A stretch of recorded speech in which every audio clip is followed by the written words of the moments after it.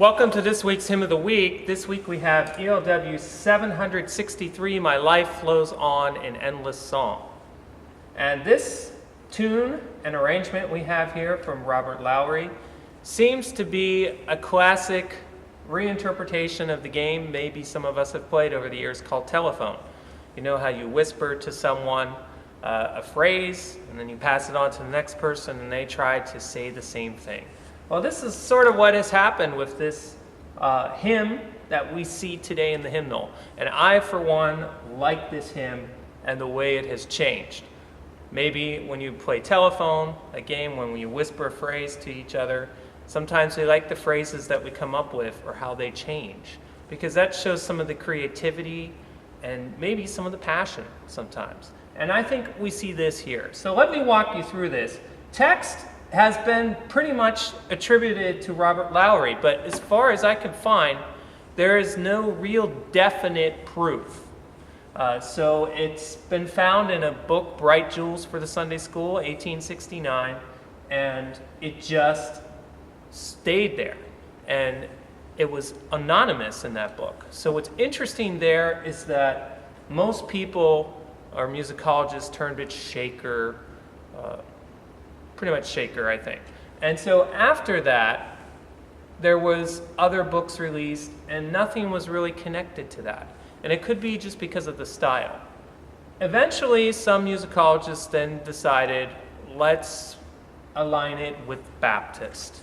And those were, get the names for you there,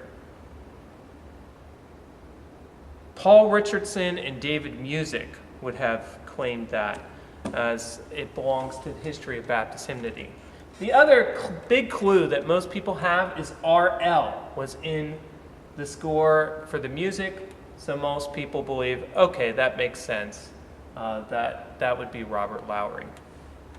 So we don't officially know much more about it, but what we do know, at least from Robert Lowry's point of view. But let's look at the text for a moment, and then we'll look again at the music. So looking at the text, we see a couple things that have changed. First of all, Christ used to be love, since love is Lord of heaven and earth. And I don't find that to be a surprise. If we think of since love is Lord of heaven and earth, it reminds us of the deep quality of love, that it just goes beyond, I guess we could say airy. That's what a lot of musicologists use. But it's just that God's love is so much deeper. And so it also involves Christ being Lord of heaven and earth. And that's part of God's love for us as well. So really interesting. The other thing is this longer note at the end. How can I keep from singing? And that definitely was in the original. And it does seem that we have some text painting going on there that note was to be held. Now some other things. I think those were the text things. One other thing I want to mention with the text is we go back to the medieval music history and the theme of the music of the spheres. And we have this coming back again in this hymn where the individual is singing, but the individual is singing as part of the kingdom. So when you sing this song, My Life Flows On in Endless Song, you're not just singing it for yourself, but you're singing it with the saints. And that's a great concept that continued throughout the years. But it's very clear and evident in this text by the way the words that supposedly Robert Lowry selected. So now let's go to the music. The music was really different. I mean, we have some things in here that were changed, I think, for the better. Just like I said when you play the game telephone. Scotch snap, we got like that short, long reverse. And then we also have a refrain, which we didn't have in the original score. We also have, well, let me do this. I'm going to play an arrangement for you from what we have today that we think is very close to what the original was. And you'll hear already there's some differences. The first one I want you to listen to is this longer holding note on the second beat, which if you already know the tune, it will be a surprise. And then parts of the refrain, as we know today, actually appear in lines 3 and 4. So here we go. Let's try that.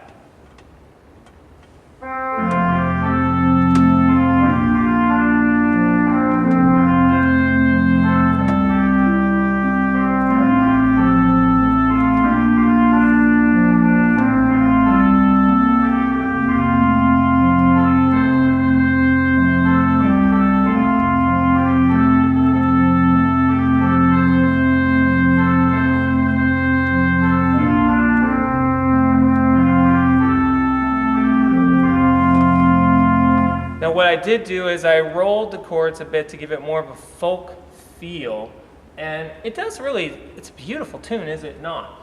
But it's different than what we know today.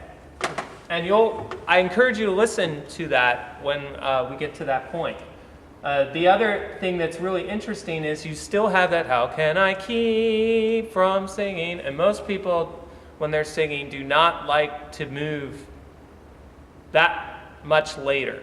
But it is that long, and I think it's great for us to remember, how can we stop singing when we think about what God has done for us?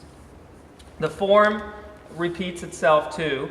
The first line and the second line, you'll see that they are basically the same, except for the finish.